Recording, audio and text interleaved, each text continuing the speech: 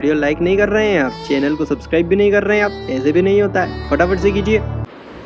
ठीक है, तो पहला क्वेश्चन देखते हैं कि वित्तीय जो त्वरित वित्तीय प्रपत्र और त्वरित ऋण सुविधा निम्नलिखित में से किस एक के द्वारा उधार दिए जाने के उपबंधों से संबंधित है। तो इसका जो सही आंसर है वो बी है, अंतर्राष्ट्रीय मुद्रा कोष। ठीक है, इसका जो सही आंसर है अंतर्राष्ट्रीय मुद्रा कोष।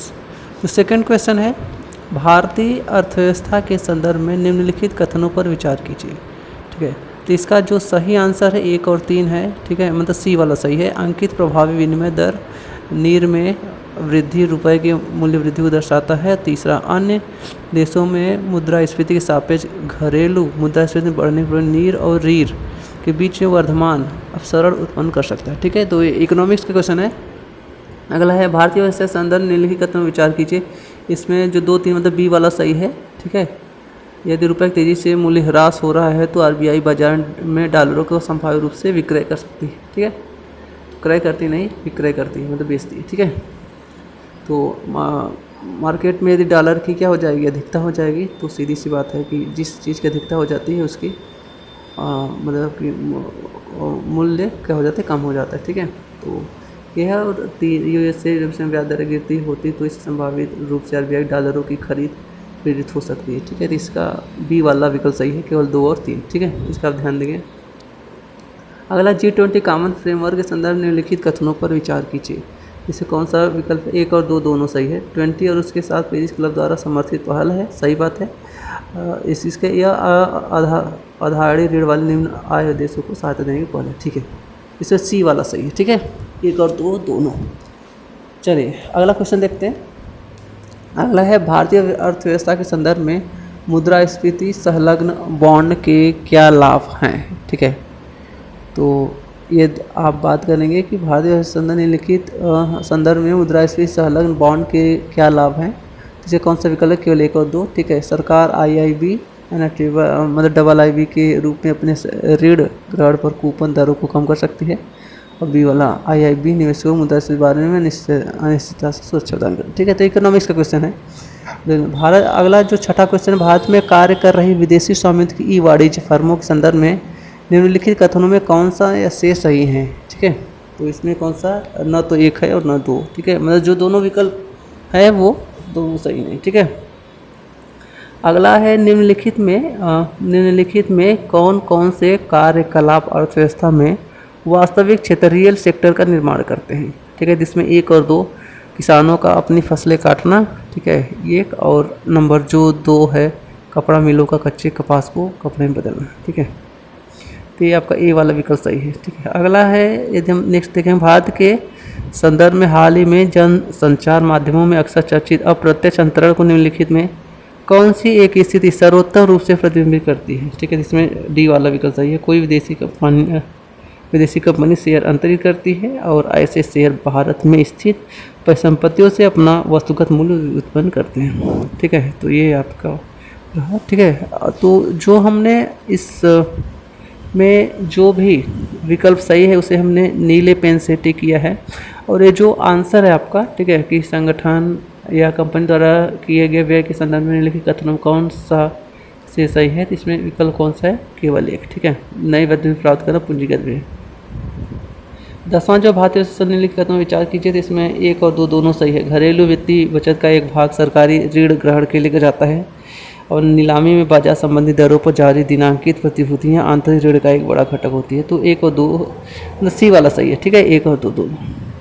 अगला है, एच.एस. सान्याल समिति, मतलब कथनों पर विचार करना है। ठीक है, तो आपको देखना है कौन सा 1, 2, 4 दोनों देख लेना। 1, 2, 4 एच.एस. सान्याल समिति रिपोर्ट के अनुरूप न्यायालय का मानना अधिनियम 1971 पारित किया गया था। तो अगला है, भारत का संविधान उच्चतम न्यायालय और उच्च न्यायालय अपने अमान्य के दंड देने हेतु शक्ति प्रदान करता है।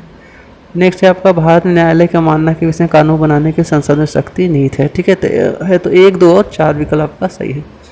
अगला है, भारत के संदर्भ में निम्नलिखित कथनों पर विचार कीजिए। ठीक है, इसमें केवल 2 सही है। विधिक परिषदों, बार काउंसिलों को विधिक शिक्षा और विधि महाविद्यालय की मान्यता के बारे में नियम अधिकथित करने की शक्ति। ठीक है, इसमें कौन सा है, बी वाला सही है। ठीक है, तो इसमें बी वाला सही है। इसी तरीके से आप यदि क्वेश्चन देखेंगे, ठीक है। तो इसमें 13 निम्न कथनों पर विचार करना है। तो इसमें 2 और 3 सही है। संविधान विधेयक संशोधन भारत के राष्ट्रपति से प्रस्तुत किया जाता है तो भारत के राष्ट्रपति के लिए बाध्यकर है कि वे अपनी अनुमति दे। सही बात है, ठीक है। पहला वाला जो विकल्प है वो सही नहीं है, ठीक है। जो एक करके लिखा कि संविधान भारत के राष्ट्रपति पूछ पाए वो गलत है, ठीक है। तो तीसरा संविधान संशोधन विधेयक लोकसभा और राज्यसभा दोनों से। अब अगला जो है आपका देख लेंगे, ठीक है। 14 में पहला वाला गलत है, दूसरा वाला सही है, ठीक है।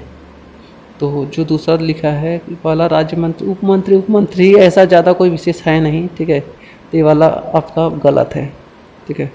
इसमें कौन सा सही है? मंत्री कुल संख्या प्रधानमंत्री मिलाकर लोकसभा को 15% अधिक नहीं होनी चाहिए। सही बात है, तो विकल्प 2 सही है, मतलब बी वाला सही है। कौन सा लोकसभा की अन्य शक्तियाँ हैं, ठीक है। इससे केवल 2 है, सही है। मंत्री पद से विश्वास प्रस्ताव पारित करना, ठीक है।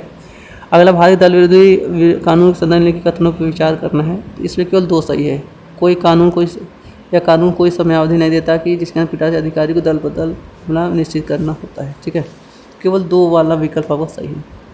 और यहाँ आपके जितने भी क्वेश्चन हैं सब हमने, जो सही क्वेश्चन है वो हमने नीले कलम से हमने टिक किया है। और ये जो आंसर है ये यूपीएससी द्वारा मान्य आंसर है, ठीक है। तो यूपीएससी ने जो आपका वो आंसर की जारी किया है उसके अनुसार आपका ये विकल्प है, ठीक है। तो इसका आप ध्यान देंगे कि जो भी हमने आंसर टिक किया है वो नीले कलम से है, ठीक है। और कौन सा, यदि आपको देखने में दिक्कत है तो आप आज करके यहाँ कोई भी क्वेश्चन का कौन सा विकल्प सही है ये आप देख सकते हैं, ठीक है। और ये आंसर आपके यूपीएससी द्वारा दिए गए हैं, ठीक है। और यहाँ आप देख लेंगे, वैसे आप सभी जानते हैं कि यूपीएससी रिजल्ट आपका जो प्री वगैरह का है सभी एग्ज़ाम हो जाते हैं, उसका ऑफिशियल जो रिजल्ट आ जाता है टोटल, ठीक है। सिलेक्शन प्रोसेस कंप्लीट हो जाता है तब वो अपना प्री का वो मतलब कि आंसर की जारी करता है, ठीक है। मतलब प्री का वो जो आपका मार्कशीट जिसे बोलते हैं वो जारी करता है, ठीक है। तो यहाँ हमने जो भी क्वेश्चन आपका है, ठीक है, वो यूपीएससी द्वारा दिए गए हैं और वही हमने क्या किया, नीले कलम से टिक किया है। कहीं कहीं आप देखेंगे 2 है तो जो बड़ा वाला टिक है उसे आप सही मानेंगे, ठीक है। तो इसमें जो इसमें 61 वाला क्वेश्चन का यूपीएससी ने काट दिया है, आंसर नहीं दिया है। जो 61 वाला एक क्वेश्चन आप देख रहे हैं हमने क्रॉस किया है, तो इसका यूपीएससी ने आंसर नहीं दिया है, मतलब हमें लगता है आंसर सही उसने हटा दिया है, ठीक है। उसका क्वेश्चन ही शायद सही नहीं है, गलत है, ठीक है, कुछ गड़बड़ होगा तो इसने ध्यान देगा। ये आपका सेट ए है, ये जो क्वेश्चन पेपर है ये सेट ए है, तो इसका आप ध्यान देंगे, ठीक है। सेट ए से हमने ये जो क्वेश्चन पेपर है सेट ए है। सेट ए का 61 वाला जो क्वेश्चन है आप बी सी डी में ऐसा देख लेंगे कि जो आपका सेट बी सी डी है उसमें 61 वाला क्वेश्चन कौन सा है, ठीक है। क्योंकि 61 वाला जो क्वेश्चन है वो आपका सामान्य अध्ययन जो फर्स्ट है आपका यूपीएससी ने क्या कर दिया है, हटा दिया है। तो इसका आप विशेष रूप से ध्यान देंगे, ठीक है, कौन सा विकल्प सही है कौन सा विकल्प सही नहीं है, ठीक है। और इसमें जो भी विकल्प आपको दिख रहा है, ठीक है, यदि जहाँ भी आपको दिक्कत है आप नीचे कमेंट करके हमें बता सकते हैं, ठीक है। आपको जहाँ भी क्वेश्चन में समझ में नहीं आ रहा है, ठीक है, तो आप नीचे कमेंट कर सकते हैं, ठीक है। और किस ईयर का आपको क्वेश्चन पेपर चाहिए, ठीक है, और उसका आंसर की चाहिए आप ये भी हमें बता सकते हैं, ठीक है। हम कोशिश करेंगे कि जो भी आपके क्वेश्चन पेपर